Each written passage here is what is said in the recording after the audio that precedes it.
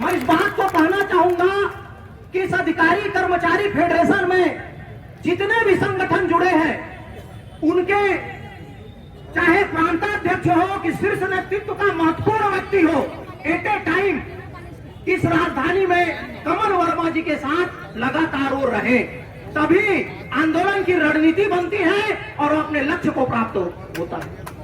दूसरी बात, हम सबका, चूंकि हम सब अलग अलग संगठन से इसमें एकत्र हुए हैं, इसलिए हम सबका एक अलग अलग चैनल है।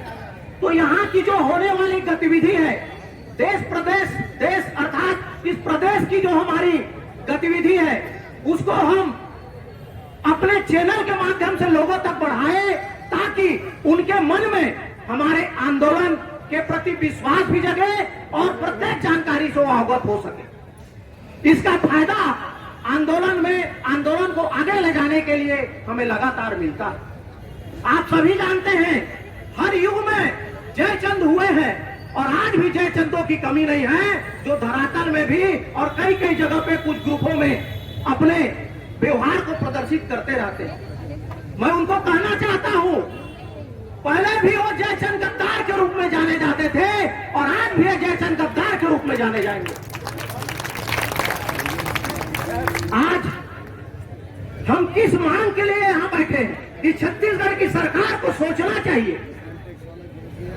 टीए महंगाई भत्ता, एचआरए गृह भाड़ा भत्ता हमको 6वां वेतनमान से मिल रहा है, जबकि 7वां वेतनमान 2016 से लागू है। एचआरए और टीए महंगाई भत्ता वो तो महंगाई के सूचकांक के आधार पर मिलता है, जो प्रत्येक कर्मचारी और अधिकारी का मौलिक अधिकार है। मैं यह भी पूछना चाहता हूं छत्तीसगढ़ की सरकार से कि यहाँ पे जो राज्य प्रशासनिक सेवा के अधिकारी हैं, ठीक है, उनका नियम नियत केंद्र से होता है, लेकिन काम तो यही करते हैं ना, और यहीं से जो राजस्व मिलता है उसी से तो उनका वेतन मिलता है ना, तो उनको कैसे दे दिया गया। और जो मूल छत्तीसगढ़िया, क्योंकि हमारे मुख्यमंत्री जी बार बार छत्तीसगढ़िया की बात करते हैं, तो ये जो अधिकारी कर्मचारी हैं जिनका फेडरेशन बना हुआ है और जो अपने मौलिक अधिकार के लिए लड़ रहा है, वो तो मूल छत्तीसगढ़िया है, उनके अधिकार का आपने कैसे वंचित कर दिया, ये मैं आपसे पूछना चाहता हूं। साथियों, यह बड़ी विडंबना की बात है कि कल तक जो सरकार आज है, वो जब विपक्ष में हुआ करती थी और हम यही आंदोलन करते थे, सड़क पर बैठते थे, तो आके हमारे पीछे कहते थे, हम जब शिक्षक संवर्ग थे तो शिक्षक संवर्ग से कहते थे कि छत्तीसगढ़ का दुर्भाग्य है और दुर्भाग्य रूप में एक ऐसी सरकार बैठी है जिसके कारण यहाँ के जो भविष्य को गढ़ने वाले शिक्षक हैं वो आज रोड पे बैठे हुए हैं। तो इस छत्तीसगढ़ का विकास कैसे होगा। और कहते थे कि हमारी सरकार आने दीजिए, हम आपसे वादा करते हैं कि आपको एक भी दिन अपने मांग के लिए, अपने जायज हक के लिए सड़क पे नहीं निकलना पड़ेगा। तो मैं इस मंच के माध्यम से पूछना चाहता हूं माननीय मुख्यमंत्री जी कि वह बात आपका कहां गया। आज आप मुख्यमंत्री के ओहदे पर हैं, कोई व्यक्ति यदि थोड़ा सा भी झूठ बोल दे, थोड़ा सा भी गलत बोल दे, तो कानून में उसके लिए व्यवस्था है, उसके खिलाफ एफआईआर होता है, जुर्म दर्ज होता है।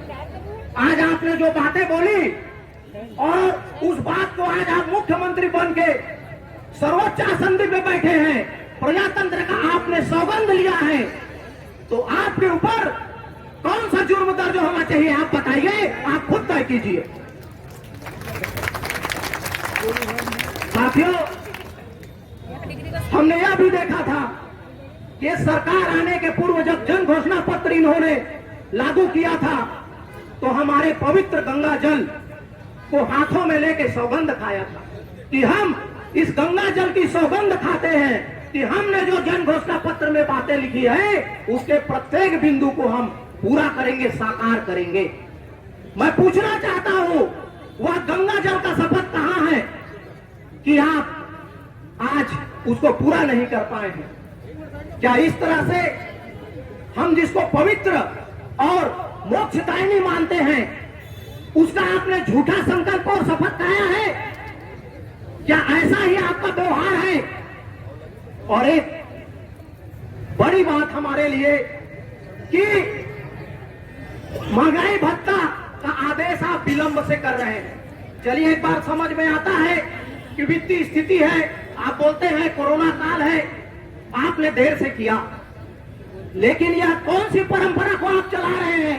जिस तिथि को आदेश करते हैं उसी तिथि से देय होगा, जबकि हमको पूर्व तिथि से वह मिलना चाहिए, उसको भूतलक्षी प्रभाव से आपने गायब कर दिया। यह कौन सी परंपरा को चला रहे हैं? और इस परंपरा का हमें सबसे अधिक विरोध है। इसलिए आज एक बहुत ही बड़ा जो फेडरेशन बना है, और हम सबके लिए खुशी की बात है कि हम अलग अलग होकर लड़ते थे, अपनी बातों को रखते थे, आज एक बहुत बड़ा मंच हमें प्राप्त हुआ है और हम अपनी बातों को इस मंच से अधिकारी कर्मचारी फेडरेशन के माध्यम से मजबूती से रखें और इसकी एकता को बनाए रखने में हम अपना महत्वपूर्ण योगदान दें, यह हमारे लिए जरूरी है।